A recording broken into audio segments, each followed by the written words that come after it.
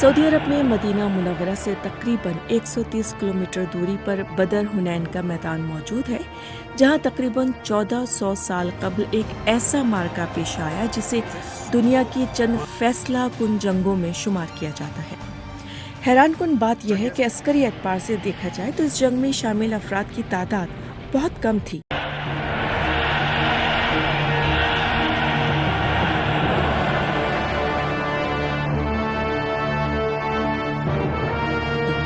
लेकिन इस जंग की अहमियत इतनी ज़्यादा थी कि मुसलमानों की मुक़द्दस किताब कुरान में भी इस दिन को यौमुल फुरक़ान यानी फैसले के दिन के नाम से याद किया गया।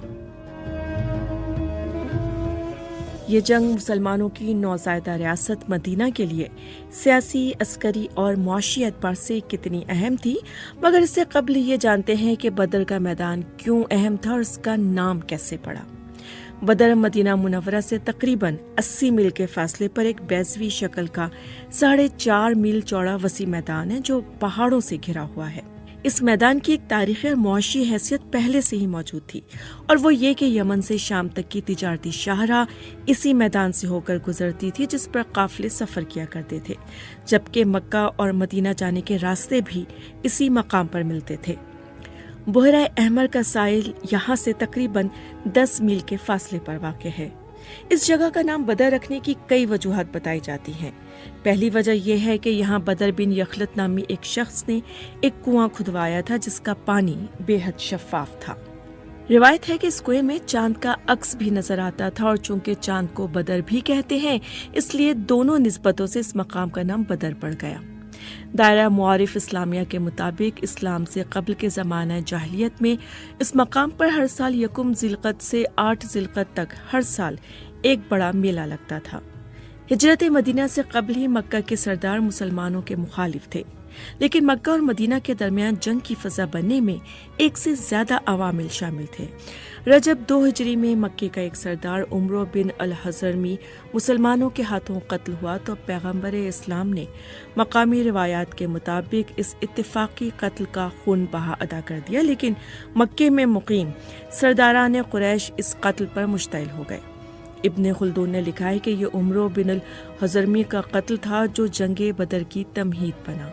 एक वाक़या शाबान 2 हिजरी में पेश आया जब कुरैश का मालो दौलत से लदा एक काफिला शाम से मक्का आ रहा था, जब यह अफवाह फैल गई कि मुसलमान इस काफिले पर हमला करना चाहते हैं। इस काफिले का सरदार अबू सुफियान था, जिसने मक्के की जानिब एक कासिद दौड़ाया, जिसके जवाब में मक्के से अहले कुरैश का एक काफिला अबू सुफियान के काफिले की मदद के लिए मदीने की जानिब रवाना हुआ। दायरा मुआरिफ इस्लामिया के मुताबिक हुआ यूं कि शाम से वापस आने वाला ये काफिला बखैर व आफियत मक्का पहुंच गया। अब होना तो ये चाहिए था कि अहले कुरैश मदीने की जानिब बढ़ने वाले इस काफिले को वापस बुला लेते, मगर अबू जहल के इसरार पर अहले कुरैश मदीने की जानिब बढ़ते रहे और 16 रमज़ान 2 हिजरी को बदर के मकाम पर ख़ैमज़न हो गए। इन अफराद की तादाद 900 से 1000 के दरमियान बताई जाती है, और ये तमाम अफराद असलहा बंद थे। कुरैशी मक्का की रवानगी की इत्तला के बाद पैगम्बर इस्लाम ने भी 12 रमज़ान को बदर का रुख किया। वो 17 रमज़ान 2 हिजरी के मुताबिक 13 मार्च 624 को 313 अफराद के साथ बदर के करीब पहुंचे। उस वक्त भी कुरैश के चंद सुलहजू आदमियों ने कोशिश की कि जंग ना हो, मगर अबू जहल की हठधर्मी की वजह से ये कोशिश कामयाब ना हो सकी और मुकाबले के लिए सफ़ें बन गईं। मुसलमानों की सफ़बंदी के मुताबिक मेमना के सालार हज़रत ज़ुबैर बिन अल-अवाम और मयसरा पर हज़रत मुख्तार बिन उमरो तैनात थे, जबकि लश्कर के सरदार खुद पैगम्बर इस्लाम थे। लश्कर के पिछले हिस्से यानी साका की कमान हज़रत कैस बिन स्वासा के सुपर्द थी। फौज का सबसे बड़ा निशान यानी परचम हज़रत मुसाब बिन उमैर उठाए हुए थे।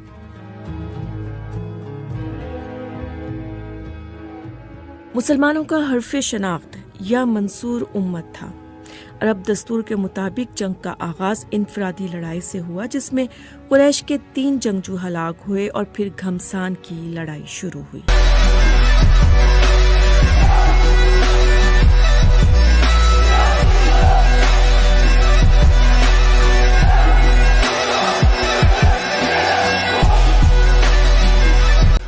لڑائی کے دوران ہی 2 نوعمر انصار لڑکوں موس اور ماس نے مکہ کے ابو جہل کو ہلاک کر دیا۔ دوسری جانب جنگ کا پانسہ مسلمانوں کے حق میں پلٹنے لگا۔ اگرچہ اہل قریش تعداد میں کہیں زیادہ تھے، لیکن انفرادی لڑائی کے بعد پیغمبر اسلام کے حکم پر مسلمانوں کے لشکر نے قریش پر یکدم حملہ کیا، جس سے جنگ کا نقشہ بدل گیا اور قریش کے لشکر میں بھگدڑ مچ گئی۔ اس دوران قریش کے کئی اہم افراد ہلاک ہوئے، جن کی مجموعی تعداد 70 تھی۔ اہل قریش کے 70 افراد گرفتار بھی ہوئے، جن کے بارے میں فیصلہ یہ ہوا کہ ان سے 4 ہزار درہم فدیہ لے کر انہیں آزاد کر دیا جائے، اور جو لکھنا پڑھنا جانتے ہیں وہ انصار کے 10 بچوں کو لکھنا پڑھنا سکھائے۔ اس جنگ کی اہمیت کئی حوالوں سے تھی، اور شاید اس لیے اس کا شمار دنیا کی چند فیصلہ کن جنگوں میں کیا جاتا ہے۔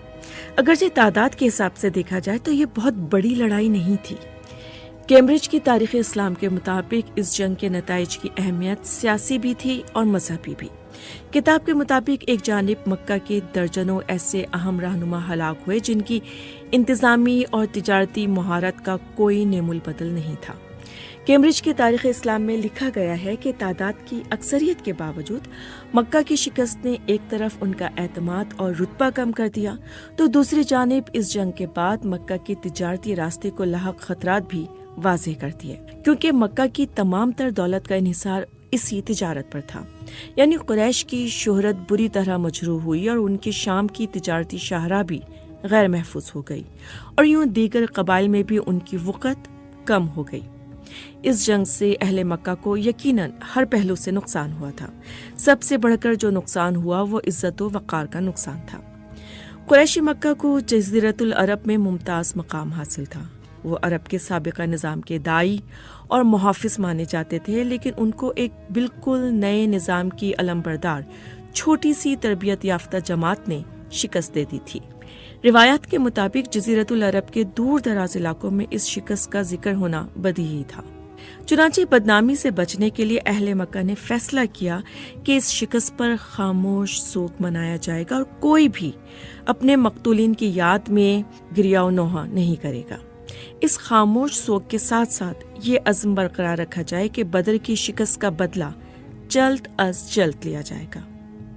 کیمبرج کے مطابق دوسری جانب مسلمانوں کے لیے اس جنگ کا نتیجہ اس بات کا ثبوت تھا کہ وہ اور ان کا مذہب حق پر اور برتر ہے، اور یوں ان کے اعتماد میں اضافہ ہوا۔ اس جنگ کے بعد مسلمان ایک قوت بن کر ابھرے اور مدینے کی ریاست مستحکم ہوئی۔ اس فتح نے مدینے میں بسنے والے یہودیوں کو بھی مروب کر دیا۔ واضح رہے کہ عسکری اعتبار سے بھی یہ جنگ بہت اہم تھی، کیونکہ یہ پہلا موقع تھا کہ مسلمانوں نے پیغمبر اسلام کی قیادت میں ایک جنگ لڑی، اور اگر اس میں مسلمانوں کو شکست ہوتی تو عین ممکن تھا کہ اسلام صفائے ہستی سے ہی مٹ جاتا۔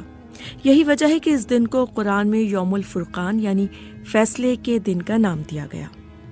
دائرہ معارف اسلامیہ نے تجزیہ کیا ہے کہ یہ جنگ اس اعتبار سے فیصلہ کن تھی کہ مسلمانوں کو میدان جنگ میں پہلی مرتبہ قوت آزمائی کا موقع ملا، اور مد مقابل کی اسلحے اور افراد کی کثرت کے باوجود فتح سے مسلمانوں کی ہمت بڑھ گئی اور عزم بلند ہو گئے۔ اس کا ایک اثر یہ بھی ہوا کہ جزیرۃ العرب کے دیگر قبائل مسلمانوں کی قوت سے مروب ہوئے، اور انہیں مسلمانوں کی حقانیت پر یقین آ گیا۔